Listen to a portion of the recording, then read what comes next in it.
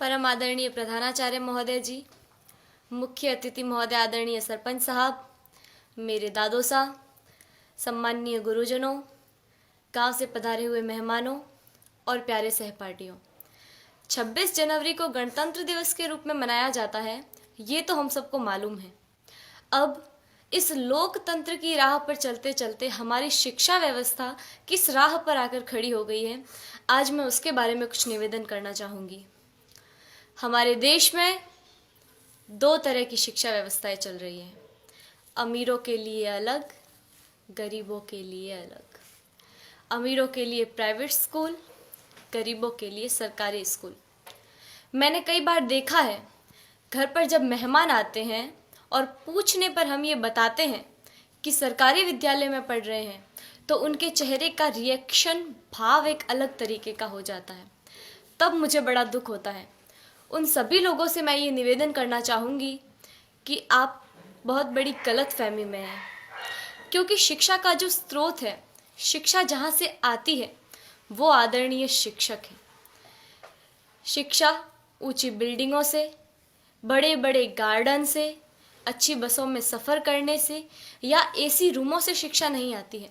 शिक्षा आती है शिक्षकों से, और वहाँ पढ़ा रहे सभी शिक्षक राजस्थान सरकार या किसी भी सरकार द्वारा आयोजित शिक्षकों को चयनित करने की परीक्षा में असफल रहे हुए लोग हैं, जिनको सरकार ने शिक्षक बनाने से इनकार कर दिया है। वो सभी लोग वहाँ पढ़ा रहे हैं। हमारा सौभाग्य है कि हम जिस विद्यालय में पढ़ रहे हैं, वहाँ के शिक्षक राजस्थान सरकार द्वारा आयोजित शिक्षकों को चयनित करने की परीक्षा, जिसमें लाखों लोग भाग लेते हैं, उन लाखों लोगों में से चुने हुए शिक्षक हैं, जिनको राजस्थान सरकार ने शिक्षक बनने के योग्य समझा है। हमारा सौभाग्य है कि हमें ऐसे ट्रेंड टीचर पढ़ा रहे हैं।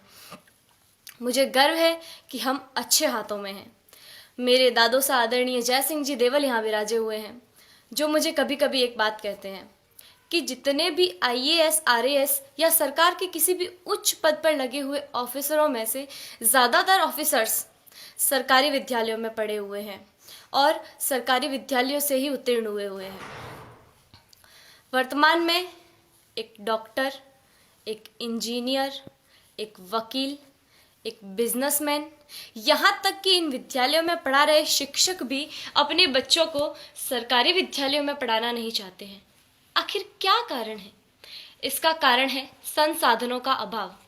मैं आप गांव वालों से भी एक निवेदन करना चाहूँगी कि कहीं कोई गरबा हो, गणेश चतुर्थी हो, कोई आयोजन हो, कोई आर्केस्ट्रा हो या कहीं धरना देना हो, तो आप लोग हज़ारों की संख्या में पहुंच जाते हैं और हज़ारों की तादाद में रुपया खर्च करते हैं, लेकिन इस विद्यालय की तरफ कभी किसी ने झांक कर नहीं देखा।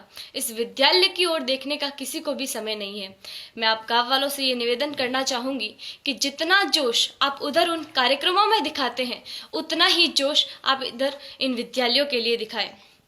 भविष्य में संजोगवश हम सरकारी विद्यालयों में पढ़ रहे छात्रों में से कोई प्रधानमंत्री या और कुछ बन गया, तो सबसे पहले तो हम ये कोशिश करेंगे कि भारत की तमाम सरकारी स्कूलों को एक उच्च स्तर पर ले आए, ताकि वर्तमान भविष्य में भारत में एक ऐसा समय आए कि सभी बच्चे सरकारी विद्यालय में पढ़ रहे होंगे।